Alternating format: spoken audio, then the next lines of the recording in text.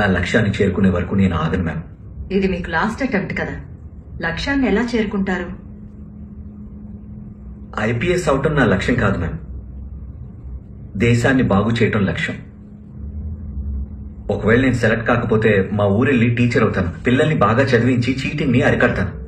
వాళ్ళకి ఆ వయసులో ఈ విషయం అర్థమైతే వాళ్ళు జీవితంలో ఎప్పుడూ చీటింగ్ చేయరు.